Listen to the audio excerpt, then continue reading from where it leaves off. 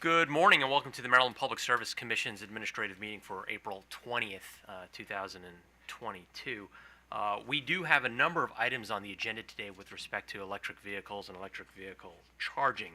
On the way in today, listening to a story on NPR, I heard that if you want a Ford Mach-E, at least the high-end version, you'll have to wait until 2024 because of chip-related issues.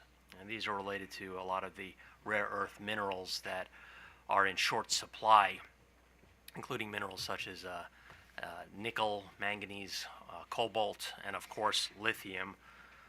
Unfortunately, there are no mines in Maryland that produce these rare earth minerals, and there's only one mine in the entire United States that produces lithium. Instead, we receive nearly 100% of all of our rare earth minerals from China, from Russia, and from the not-so-democratic Republic of Congo. So the state may be hamstrung to some extent in reaching its goals of 300,000 electric vehicles by 2025, but we continue to forge ahead with that stretch goal. I am happy to report that the state now has over 3,000 public electric vehicle chargers. I think that's a testament not only to the public utilities, who are building out nearly 1,000 of those chargers between now and the end of next year, but also the private charging development community. We see chargers popping up all over the state where they weren't in existence just a few years or just even a few months ago.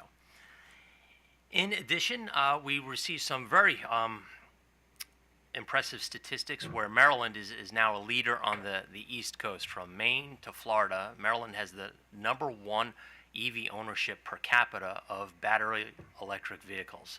I'm not talking about plug-in hybrid electric vehicles, just pure battery vehicles such as the Teslas and the Ford Mach-E's and the Nissan Leafs.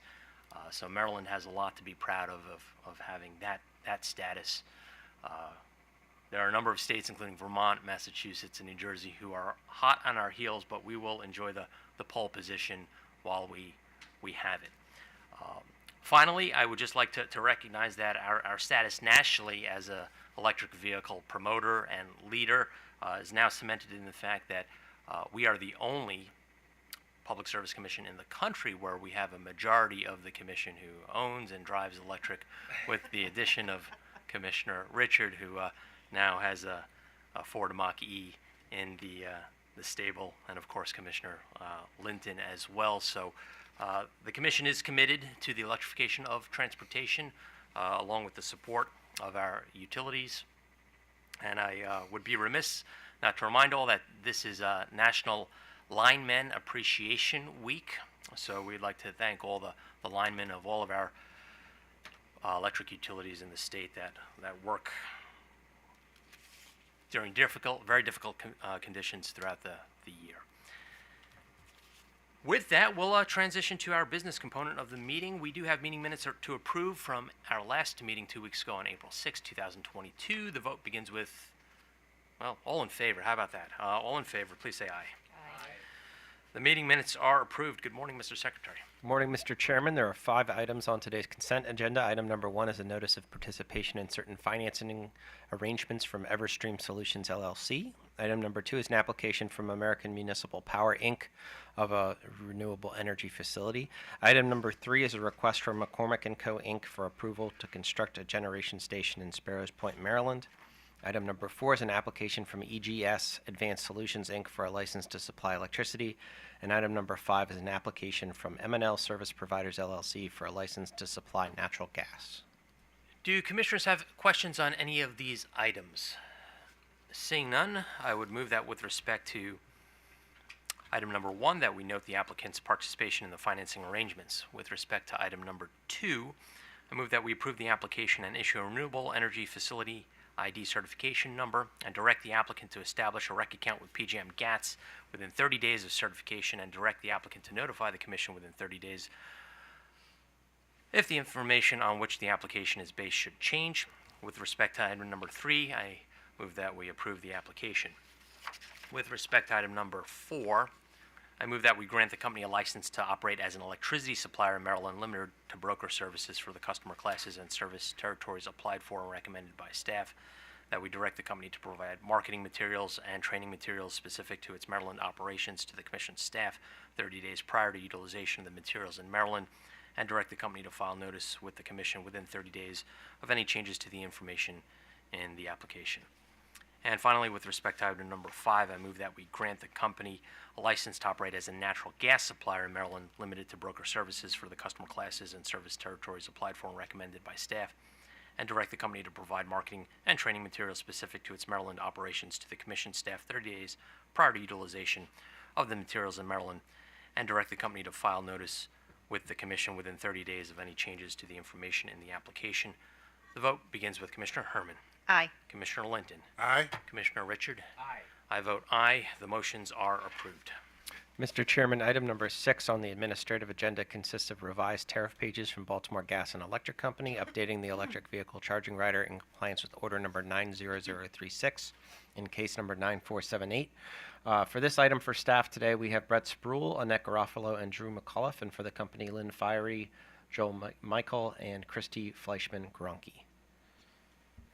Thank you. We'll begin with staff. Good morning. Good morning, Chairman and Commissioners. Brett Spruill on behalf of staff. On March 8th, 2022, the Baltimore Gas and Electric Company, or BGE, filed revised tariff pages in order to update the electric vehicle, or EV, charging rider of their electric service tariff. The updates are being made at this time in order to comply with the changes approved by the Commission in Commission Order number 90036 on January 11th, 2022. The changes proposed by BGE in these updated tariff pages include a new rebate program for fleet and workplace chargers of Maryland small businesses for up to 50% of the upfront installation costs, a $50 annual e-gift card for continued EV participation by customers who currently participate in BGE's residential EV program, and an increase in the multi-unit dwelling rebate program incentive cap from $25,000 to $30,000 in order to allow for up to 2 direct current fast chargers, or DCFCs, per site. These changes are consistent with the changes approved in Commission Order 90036. Staff has analyzed and verified BGE's changes made in their updated tariff language for the electric vehicle charging rider, and recommends the Commission accept for filing the proposed updates with an effective date of January 11th, 2022. Staff additionally requests that the company provide to staff all marketing materials that would be used to market the changes to the electric vehicle charging rider. Thank you. I'm also open for questions. Thank you, Mr. Spruill. We'll now hear from counsel for the utility. Good morning, Your Honors. Joel Michelle on behalf of BGE, along with Lynn Fury and Christy Fleischman-Gronke. We have no presentation this morning, but we are available for questions as well. Thank you, sir. Do commissioners have questions on this item? Commissioner Herman. Thank you, Mr. Chairman. And frankly, it's indifferent to me as to whether staff answers this or the company, but I'm just curious about why this language needs to be retroactive. Is it because you've already been doing some of this or giving gift cards, or why the retroactivity? Why the retroactivity? Your Honor, we read the Commission's order at its last hearing concerning electric vehicles as approving this language, as approving these concepts that are in this filing, and for that reason we made it effective at the date of that order. Okay. I'm not disputing that, that's what the Commission wanted them to do. I'm just kind of confused. Is it, perhaps the company can answer, is it retro? Has the company already been putting these changes into effect, and therefore that's why it's retroactive? Good morning, Commissioner Herman. This is Christy Fleischman-Gronke with BGE. We have not issued gift cards yet. They will be issued at the end of each year, so they'll be issued in December of 2022 and December of 2023. We have notified customers that previously received the rebate and that are enrolled in our time of use rate that they're eligible for this $50 incentive. So we have put information on our website regarding this new offering, but we have not issued gift cards and will not be issuing them until the end of the year. Okay, so I'm just trying to make sure we don't, because it's a little strange to me for it to be this language to be retroactive if you haven't already been acting under it. In a way, if you were acting under your current tariff language between January 11th and now, and it goes back retroactive, I'm a little confused what would happen to a customer in that situation. Is there anything that we need to be concerned about with respect to that? I do not have an issue if we make it effective today. I don't see a problem with that, or whatever day you determine is adequate. Okay, so there wouldn't be any issue if we change the effective date to today instead of going back retroactive. We wouldn't have, because you understand what I'm saying, that there's, if somebody came in between then and now and then somehow might say, well, wait a minute, I thought this was going to happen and now something different's going to happen. No, I do not see an issue with that. Okay.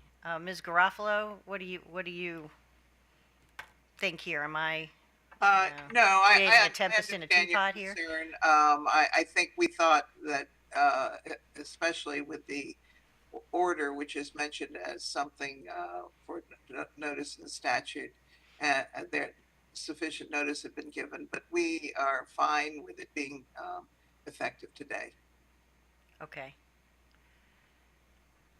Well, it appears that there will be no material effect on the red line tariff sheets or impact to customers, since this is effectively an annual credit for the customers. So I appreciate the questions, Commissioner Herman, and as Ms. Gronke and Ms. Garofalo just confirmed, there will be no material effect based on whether the effective date is January 11th or today. All right, additional questions. Commissioner Linton. Thank you, Mr. Chairman. Good morning to the parties. Just a question for the company. The technical staff has requested copies of the marketing materials that the company will use. I just wanted to know if those materials are already finished, or generally what's the status of it. Good morning, Commissioner Linton. The materials are not finished yet. We will be working on some ads for Google search ads and Facebook ads, and as we get those together, we'll provide them to staff for review. Okay, so you haven't done any marketing or used any materials as of today? We have not, other than emailing the customers that were previously in the rebate program or the time of use rate about the new offering. Those were direct email campaigns, just letting them know of this new offering, what they need to do to be eligible for the incentive. But we have not done mass, marketing to enroll additional customers in this offering as of yet. Okay. All right, thank you. That's all I had. Thank you, Mr. Chairman. Thank you. And Ms. Gronke, just a question on the fly. You probably know the answer. How many BGE public chargers are we up to as of today? I believe we have about 206 that are in the ground. We are energizing 2 additional locations tomorrow.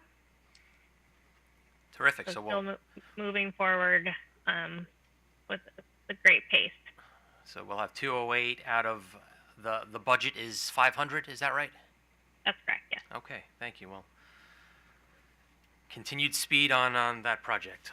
Seeing no additional questions, I will move that with respect to item number 6, we accept BG's tariff pages for filing with an effective date of today, April 20th, 2022, and direct BGE to provide staff all marketing materials that will be used to market the changes to the electric vehicle charging rider. The vote begins with Commissioner Herman. Aye. Commissioner Linton. Aye. Commissioner Richard. Aye. I vote aye. The motion is approved. Mr. Chairman, items number 7 and 8 are also revised tariff pages updating the electric vehicle charging riders for Delmarva Power and Light Company and Potomac Electric Power Company. On these items, for staff, we have Drew McAuliffe and Anson Justy, as well as Annette Garofalo, and for the companies, Taylor Beckham, Stephen Park, Doug McKeel, and Matt Bonikowski. Thank you. We'll begin with staff. Good morning, Mr. Chairman and Commissioners. Anson Justy on behalf of staff. On March 11th, 2022, the Potomac Electric Power Company and Delmarva Power and Light Company filed revisions to the company's tariff pages to update the electric vehicle, or EV, charging program rider of their electric service tariffs. The updates were made to comply with changes approved by the Commission in Commission Order Number 90036, made on January 11th, 2022. The proposed changes include a new rebate program making residential customers eligible for a rebate if the customer owns an EV with the ability to communicate charging data to the company. A new incentive providing an annual $50 e-gift card to customers who maintain connection to the company's EV Smart platform for sharing charging data. A change to the multi-unit dwelling rebate program that reduces the number of available rebates from 200 to 100 for PEPCO and 50 to 25 for DPL, but increases the rebate to the full cost of the charger rather than a partial cost rebate. And finally, a new workplace and fleet smart charger rebate program available for Maryland-based companies that qualify as small businesses or nonprofits. These changes are consistent with the changes approved in Commission Order 90036. Staff recommends one change is made to PEPCO and DPL's tariffs. Staff recommends a change to the definition of small business that is consistent with the small business definition the companies use in their Maryland Empower programs.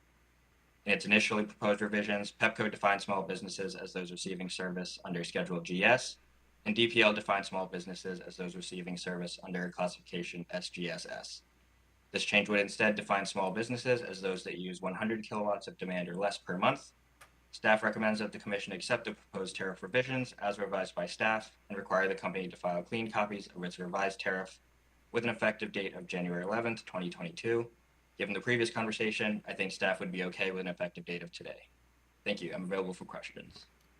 Thank you, Mr. Justy, and congratulations on your first appearance before the Commission. Thank you. We'll now turn to the utility.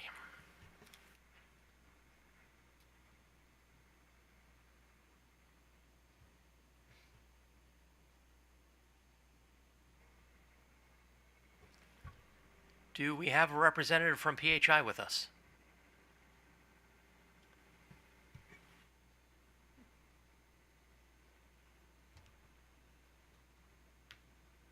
Hello, Mr. Chairman. I believe Taylor was going to take this, but she must be on mute. Taylor, are you on mute?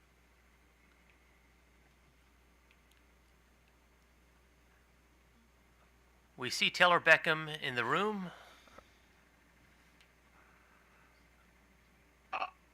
If not, given that, Your Honor, I can just handle it. We are PHI is okay with the proposed revisions that staff has made regarding SGS customers and the availability, and we are also fine with making the tariffs available today. Anticipating the questions. Are anticipating the question from Commissioner Herman. We haven't implemented any of these programs yet, so there will be no problems with changing the effective date on the tariffs. We have Mr. Bonikowski here. I don't know if he has anything else to add, Your Honor. Thank you, Mr. McKeel. Do commissioners have questions? Commissioner Herman. Thank you, Mr. Chairman. Mr. Justy, I note that you haven't requested that the company provide the staff with the marketing materials. Is that because the PHI marketing materials have already been reviewed by staff? No, we thought BGE has more rebates to give out, and they're available to more customers, so we felt it was all right for the PHI companies not to provide them, but we'd be happy to review them. Okay, thank you. And we'd be happy to provide any marketing materials we produce for these programs, Your Honor. Thank you, Mr. Mike Keel. I was going to ask the same question of you as I did of Ms. Fleischman-Gronke, but since Taylor's not here, that might not be fair. I pulled an update from Bill Sullivan at PHI. It appears that you're in the ballpark of about 113 public chargers. Does that sound about right? Your Honor, we have Stephen Park here, and he can answer your question up to date. Oh, okay, Mr. Park. Chairman Stanek, I'm happy to announce that we have 149 charging stations up and running. Now we actually commissioned 3 of them yesterday, so we have 69 in DPL and 80 at PEPCO. So we have 149 out of 350. That's a lot for us. That's terrific. That's picking up steam by 36 in the past couple of weeks. So, Yeah. And to refresh my memory, your budget is 350. Is that right? That is correct. 350. Okay. And we have a lot more pipeline working for next quarter as well. So our team's been pretty busy as far as commissioning these. Terrific. Well, I'll be testing out one of them next week in Denton. So I'll report back on the PlugShare app. Thank you, Mr. Park. Thank you. I would move that with respect to items number 7 and 8, that we accept the tariff revisions for filing as revised by staff in its comments dated April 11th, 2022, and direct the respective companies to file clean copies of the revised tariff pages with an effective date of today, April 20th, 2022. The vote begins with Commissioner Herman, Aye. Commissioner Linton, Aye. and Commissioner Richard. Aye. I vote aye. The motion is approved. Mr. Chairman, item number 9 is the annual STRIDE reconciliation factor filing from Columbia Gas of Maryland, Inc. On this item for staff, we have Carlos Acosta, Lucy Shea, Alex Holtschneider, and Annette Garofalo. And for the company, Theodore Gallagher, Rebecca Danhires, and Ken Fillion. Thank you. We'll begin with our staff team. Yes. Good morning, Mr. Chairman and Commissioners. Annette Garofalo on behalf of Commission staff. Columbia Gas of Maryland, Inc. has filed its STRIDE reconciliation for calendar year 2021, the third year of Columbia's STRIDE 2 plan. Staff has reviewed the filing and found the calculations to be accurate. After reconciliation, which is based on actual 2021 collections, STRIDE rates for residential customers, which were at the cap, will remain at the cap. STRIDE rates for non-residential customers are shown in Table 9 of staff's comments. These rates will remain substantially unchanged. Available for your questions are Mr. Carlos Acosta of the Engineering Division, Ms. Lucy Shea of the Accounting Investigations Division, and Mr. Alex Holtschneider of the Telecommunications, Gas, and Water Division. Thank you. We will now hear from the utility, Columbia Gas. Good morning, Ted Gallagher on behalf of Columbia Gas, and in attendance also is Rebecca Danhires. She is a manager of rates and regulatory services for the company, as well as Ken Fillion, who is a principal engineer. We don't have any presentation to make, but are available to answer any questions. Thank you, sir. The buck sheet was very comprehensive, so thank you to our staff, particularly the engineering staff. Do commissioners have questions? Commissioner Herman. This is for staff. Mr. Acosta, did I, my review of the buck sheet showed that Columbia Gas actually slightly exceeded its replacement, main replacement, and its other program replacements, and actually spent a little bit less money. Is that a accurate summary?